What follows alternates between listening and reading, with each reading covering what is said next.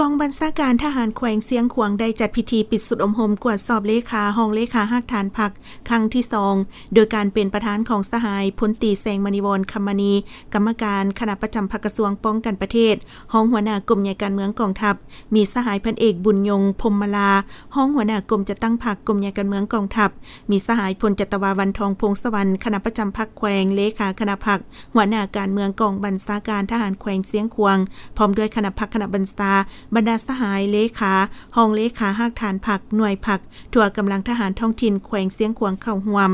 สหายพันโทจันทวรพิมพ์สอนห้องหัวหน้าห้องการเมืองได้สรุปตีราคาผลได้หับการฝึกอบรมกวดสอบเลขาห้องเลขาหักฐานผักครั้งที่2ซึ่งได้ยกให้เห็นด้านดีด้านข้อคงข้างและบทเรียนที่ถอดถอนได้ภารยาการฝึกอบรมเป็นเวลา10วัน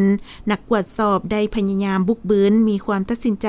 ผ่านพาความยุ่งยากเสริมขยายสติปัญญาเสื่อมั่นตนเองและมีความรับผิดชอบสูงต่อหน้าที่การเมืองของตนเข้าในการค้นคว้าหำเฮียนเห็นให้การกวดสอบทางด้านทฤษฎีและภาคปฏิบัติตัวจริงบรรลุตามระดับคาดหมายที่วางไว้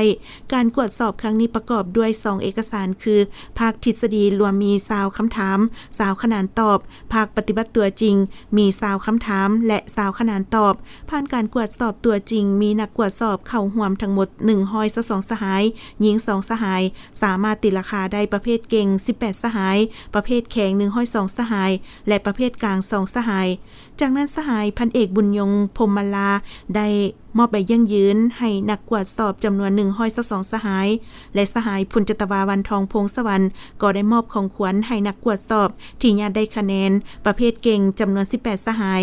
โอกาสดังกล่าวสหายพลตรีแสงมณีวรคำมณีได้แสดงความย่องยอสมเชยต่อคณะพรรคคณะบัญชาพนักงานที่เกี่ยวข้องตลอดฮอดนักกวดสอบทุกสหายที่ได้เอาใจใส่สุมสติปัญญาเหือแหงเข้าในการกวดสอบครั้งนี้เห็นให้การกวดสอบสำเร็จเป็นอย่างดีพร้อมทั้งเฮียงห้องให้บรรดาสหายเลขาห้องเลขากรรมการหักฐานผักหน่วยผักแต่ละสหายเอาใจใส่กระตือรือร้นคนคั่วเสื่อมซึมต่อแนวทางการเมืองของผักการซี่นำพาของผักยกสูงบทบาทสิทธิหน้าที่ของเลขาห้องเลขาและกรรมการหักฐานผักให้มีความหำหู้และตัดสินใจเข้าในการปรับปรุงก่อสร้างผักให้มีความปลอดใสเข้มแข็งหนักแน่น